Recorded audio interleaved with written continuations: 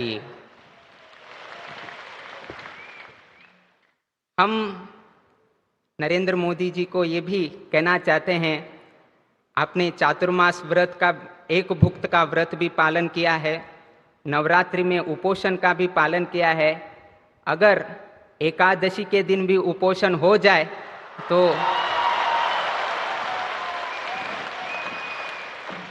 तो भारत 2047 का विकसित भारत शीघ्र से ही परिपूर्ण हो जाएगा, ऐसा हमारा विचार है।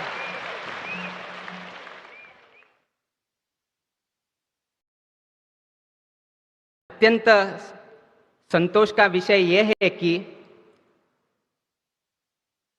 माननीय प्रधानमंत्री जी को गोवा अत्यंत प्रसिद्ध है, किंतु इसी समय या इसी स्थान में इनका तकदीर भी यहाँ पर ही लिखा गया है।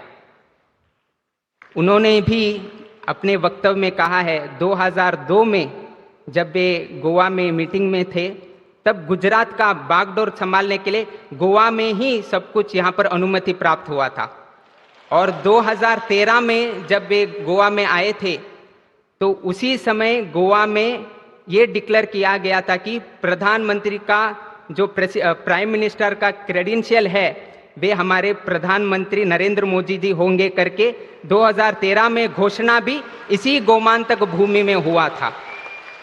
तो इस नाते उनका जो ये पॉलिटिकल का करियर है, इसका जो तकदीर है, वो सब कुछ गोवा में ही स्थापन हुआ है। और एक संतुष्टि की बात यह है कि हम विशेष करके मोदी जी को प्रशंसा करते हैं, या भी सभी लोग मोदी जी को प्रशंसा करते हैं, किंतु उसके साथ साथ हमें ये भी विस्मृति नहीं होना चाहिए कि आज जो भी प्रधानमंत्री नरेंद्र मोदी जी है, इसका संपूर्ण श्रेय उनके माताजी हीराबेन मोदी जी को जाता है। इसका कारण ये है, गोवा का जो गोवा लिबरेशन डे है वो जून 18 तारीख को मनाया जाता है, और योगा योग से 1923 जून 18 तारीख को हीराबेन मोदी जी का भी जन्म हुआ है।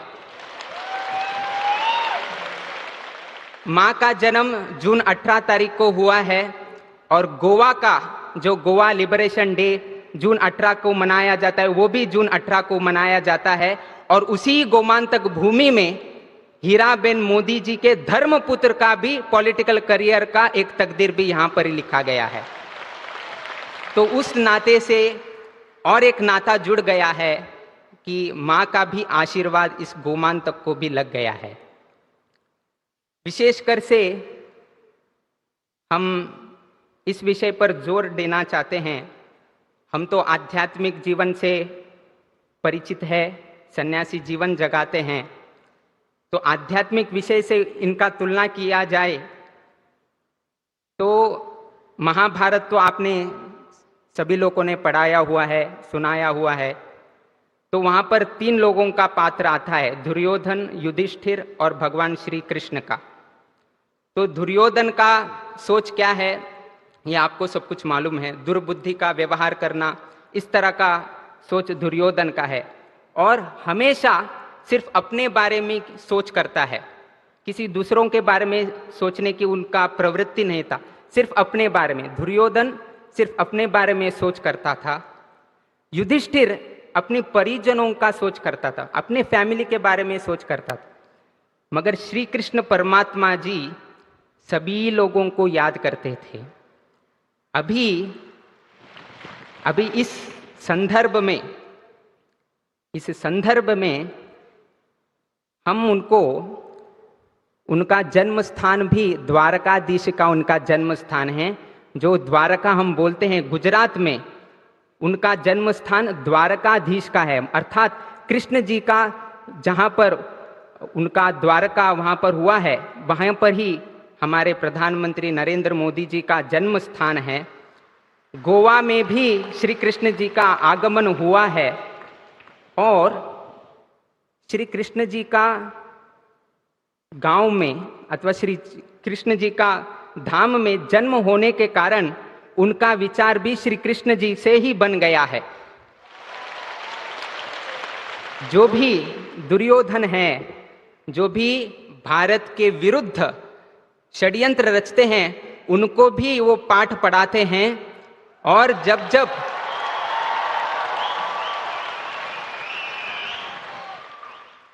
जब देशवासियों को प्रधानमंत्री से कुछ आशा है, वो भी दीपावली के अनेक अवसर पर वो भी आपको प्रदान करते हैं।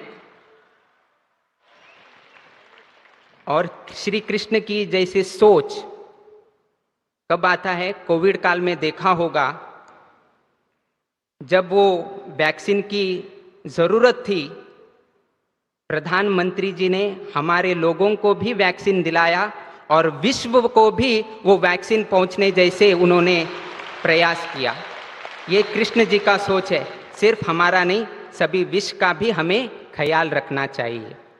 आज हम हीराबेन मोदी जी का यहाँ पर विशेष तौर पर प्रशंसा करते हैं, क्योंकि हीराबेन मोदी जी ने हमें हीरा जैसा पुत्र इस देश को दिया है।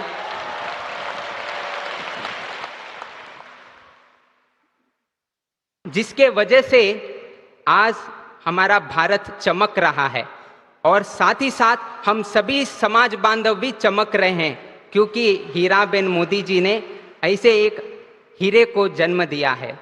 आज हम इनको धर्मपुत्र से संबोधित करते हैं, जिन्होंने धर्म की रक्षा के लिए बागडोर संभाला। अयोध्या में राम लल्ला जी का प्रतिष्ठापना हुई। अभी दो दिन पहले ध्वजारोहण भी वहां पर हो गया और अभी पुर्तगाली में भी फिर यहाँ आकर राम जी का प्रतिमा का भी अनावरण करके दिया है। ऐसे धर्मपुत्र को हम सभी यहाँ पर उपस्थित सभी लोगों को हम आह्वान करते हैं कि आप जोर से तालियां बजाकर उनका फिर से अभिवादन कीजिएगा।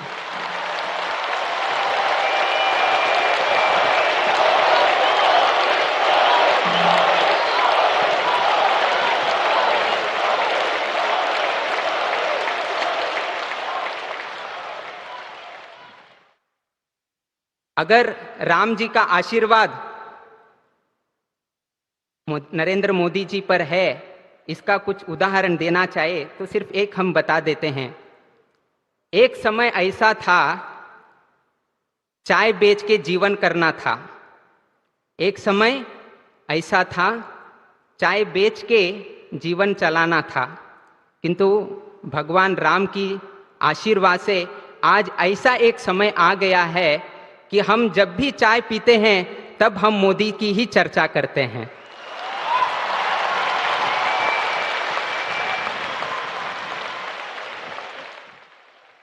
ये परिवर्तन जो उनके जीवन काल में हुआ है, तो इससे एक तो सोच हो जाता है कि इनके साथ राम जी का आशीर्वाद शतसिद्ध है करके इन्होंने आज दिखा दिया है।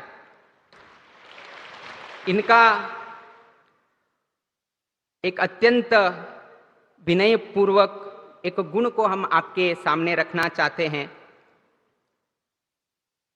कि जब ये वाराणसी में गए थे और योगा योग से जहाँ पर हमारा पहला वाराणसी मठ हुआ है, सौभाग्य है सभी लोगों का कि जहाँ पर वाराणसी मठ है उसी लोकसभा क्षेत्र से वे प्रतिनिधित्व करते हैं और वहीं पर गोकर्ण पुर्तगाली जीवोत्तम का मठ है।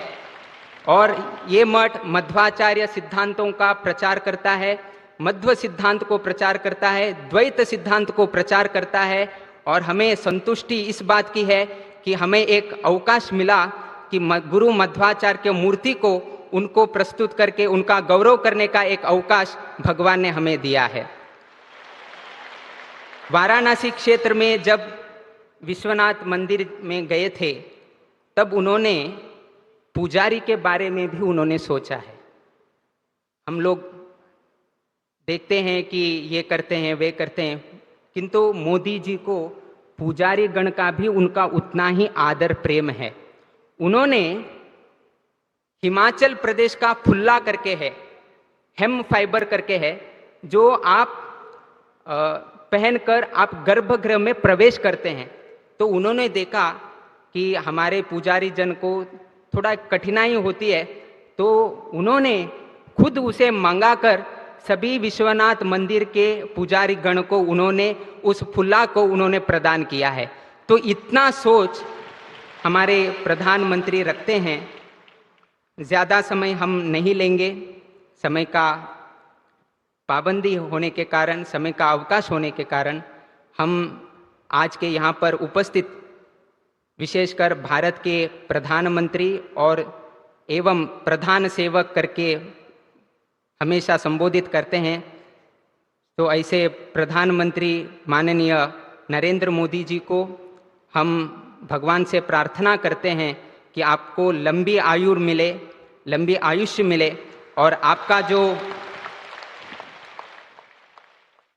हमारा देश का जो सोच है, सबका साथ, सबका विकास, सबका विश्वास और सबका प्रयास, उसमें से गोमांतक लोगों का, पुर्तगाली लोगों का इनका साथ मिला। इनका साथ मिलने के वजह से आज हमारा राम प्रतिमा खड़ा हुआ है। अभी ये राम प्रतिमा यहाँ पर स्थापन होने के कारण अब इसका विकास होगा, और जब जब विकास होता है लोगों का विश्वास भी बढ़ता है, और जब विश्वास बढ़ता है हम इस सब प्रयत्न करके हम प्रयास करते हैं। तो इसीलिए हम आशा करते हैं भगवान से कि इनका जो संकल्प है और भारत विकसित भारत है वो सब कुछ परिपूर्ण हो जाए, और राम जी का संपूर्ण आशीर्वाद यहाँ के श्रद्धालु और मंच पर बैठे हुए सभी लोगों को प्राप्त हो जाए। ऐसे राम जी और वीर विठल जी से प्रार्थना करके हमारा 2 शब्द हम यहाँ पर मंगल करते हैं। श्री कृष्णार्पणमस्तु।